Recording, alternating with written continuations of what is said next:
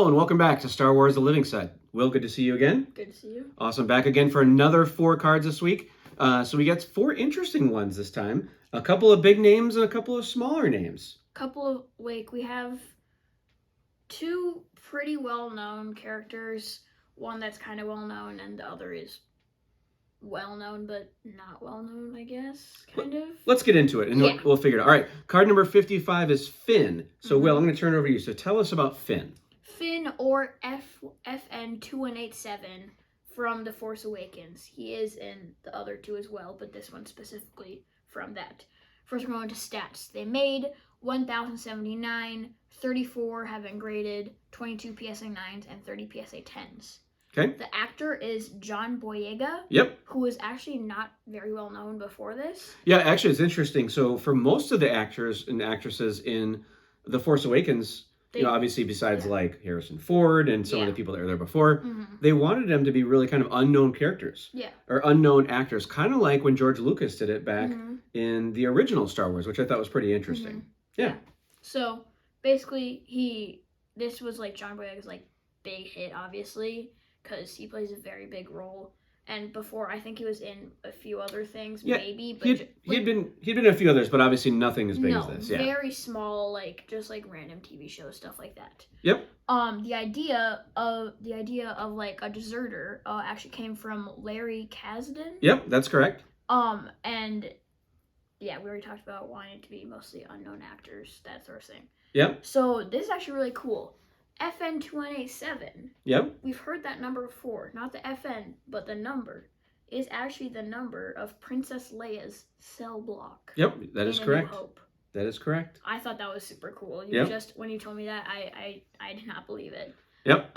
He is first seen on Jakku during the battle. We actually see him, like his face, actual face, in the Star Destroyer after the battle. Yep. So that's Finn. Pretty cool character. A lot of conflict and controversy about him, like either people liking him or not liking him, thinking he's a Jedi, not thinking he's a Jedi, things like that. I think he's super cool, great character. Yeah. Yeah, definitely. After Force Awakens, nobody knew if he was a Jedi or not. No. I think he's really, really funny. He's got some amazing lines. I thought again, it was interesting where that character was going to go, and I had no idea. But again, a good character. Especially when he's talking with Han. Yes. He goes, "Do you call me Mr. Solo?" Yes. Yeah. He's just a great character. Yep, very funny. All right, the next 2 cards, we're going to go pretty quick. Card number 56 is actually Imperial Pilots from A New Hope. So these would be the people that are flying the TIE fighters. They have like the all black, like stormtrooper looking costume type kind things. Of stormtrooper, but like also different at the same time. Yeah, exactly. So let's do the stats real quick. They made 1,021 of this one. 36 have been graded so far, 19 PSA 9 and 17 PSA 10. They're also known as TIE pilots or TIE fighter pilots. So interesting, I read some of the information about the equipment. They have a chest protector with a life support pack. Yep. And then a control box to the 2 tubes that go up to like their face. And then their helmet is polarized lens, which actually links up to the display, which I thought was pretty cool. And according to fandom, so again, if it's on the internet, it must be true, Vader's wingmen were Backstabber and Mythal. Strange names. I have no idea what that one. But again, interesting characters. Obviously, we don't ever really learn a lot about them, but definitely interesting folks for this week at card number 56. All right, card number 57 this week is Dorme from Attack of the Clones. So Dorme was actually the handmaiden to Queen Amidala, which was very interesting. And so I did not realize this. Sorry, we're going to go to the stats first. Stats. Interesting on this one. So this is card 57. They made over 2,000 of these. That's a lot. Now, why did people buy 2,000 Dorme cards? Well, guess what? You're going to find out, because remember, cards come every week, and when you find out what card number 58 is, you're going to realize why they ordered so many Dormes. All right, so they made 2,021, which is in the top 50 of the cards that they've made. Wow. Which is kind of crazy. Yeah. 39 PSA graded so far, 20 PSA 9s, and 18 PSA 10s. So as a Star Wars fan, I feel like I should have known this, but I did not. The actress is actually Rose Byrne. So that's also probably why they made a bunch, including the other card as well, obviously. Yeah, it's more about the other card. It's more about the other card, but that could also then play into a high population number. I think it's more about the other card. Yeah, let's be honest. So Rose has been in 82 different movies and TV shows. Her breakthrough was really in Bridesmaids. where she obviously played just a really funny character there. Again, in this movie, she's the handmaiden to Padme. We see her a lot in episode 2. We see her a lot. She's not the one that dies right away at the beginning of episode 2. No, that's some other person. Yep, that's the body double. Corday, I think is what she calls her. Corday.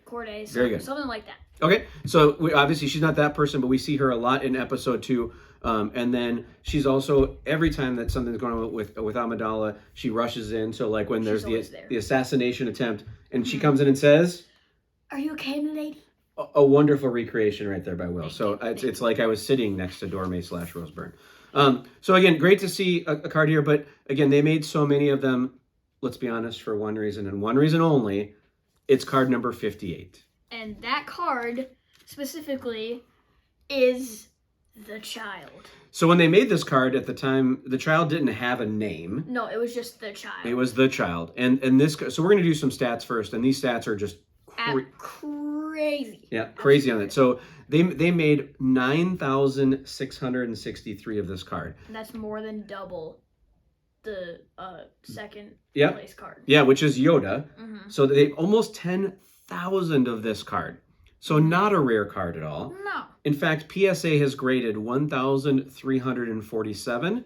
Which is more than they even made of Finn. Of lots of other cards, right? Of a bunch of other cards. Like Plo Koon, so much more. Oh, yeah, absolutely. All that stuff. So they, once again, graded 1,347. Yep, lots of them graded. 332 PSA 9s, 990 PSA 10s. So what that tells me is when people got them, they ordered a whole bunch of them. They took them out right away. They put them into a little sleeve like this, and then they sent them in right away to PSA. So very interesting that, again, PSA 10, 990. That's more than most even other cards have been printed. Yeah. A couple other quick stats on this one. So out of the first 62 cards, that's kind of considered the first year of them, just based on kind of when they were printed. Yeah. 21% of all the cards have been graded in the first 62 are this one.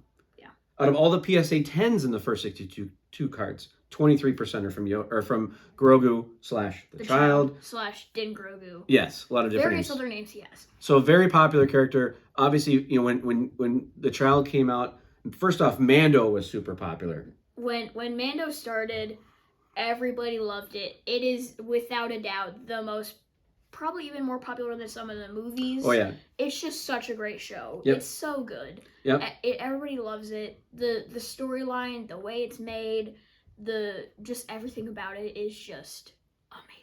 Yeah, so when you think about, so Jon Favreau, who is the director and creator of Mando, as well as some of the other stuff with Star Wars, he's a huge Star Wars nerd, so he's like, yeah, I get to do this stuff. This is awesome. Yeah. So he actually wanted to explore the race of Yoda and obviously the child, and that's how this was created. Fun fact, the possible name of the child, or like Yoda, that species, at least I heard this on a podcast. Okay, go with it. I don't know if it's true. But the supposed name of the species is actually the Wills.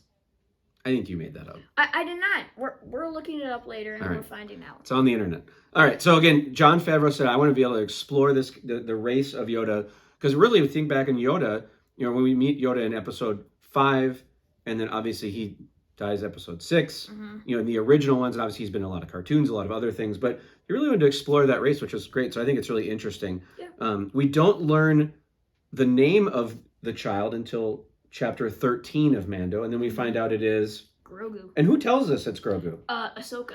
It's when they're training, and then she's talking with him, and she goes like, she says something, and she goes, Grogu, and Mando goes, what? Yeah, no idea.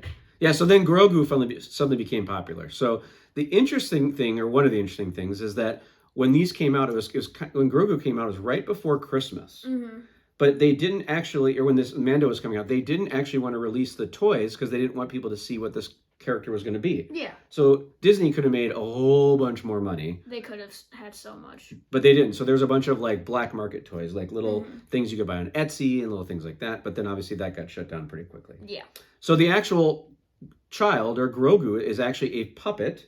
Much like Yoda. Much like Yoda, but a little bit more expensive. This one costs $5 million to make. Little tiny thing, $5 million. I mean, they had to use that $5 million to make it so cute. Yep. Like, Pretty cool. So there's two people that actually operate it. One that does the eyes and the mouth, and then one that does the other facial expressions, which is really interesting. And then for the voice, they actually did a mix of a whole bunch of different sounds. So one of them is actually a bat-eared fox, which I had never heard of, a kinkajou, which is like a small, like raccoon kind of looking thing, and then a baby, and then also a regular adult, which is really interesting. One of the things I read about Grogu, or the child, was that instead of having it be CGI, or instead of having it green screen, and where they added it later, the actors all loved interacting with this little tiny puppet. I mean, obviously, like, yeah, that would just be so cool. Including, and I forget his name, the guy who initially hires Mando to go get the child. The ex-Imperial guy. What's his name? Which guy? He's the guy who gives him all the Beskar for going to get him. He's the ex-Imperial guy. I forget his name.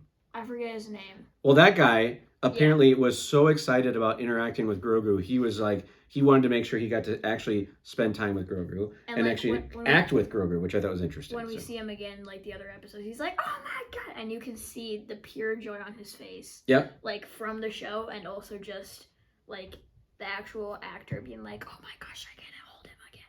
No, not the scientist guy, the bad guy who wanted him killed. Oh, that guy? Yeah, that's the guy that that actor is the one who said he was really excited about hanging out with him that way. So, a couple other quick things about the child. One, obviously, there's a lot of funny scenes that happen with the child. But George Lucas actually came to the set one day, and we'll put a picture up on this one where he got to actually hold the child, which he created the whole series. He can do whatever he wants. He's George Lucas, right? But he got to hold the child, which he was really excited about. And Jon Favreau, of course, has taken lots of pictures of him, which is a lot of fun.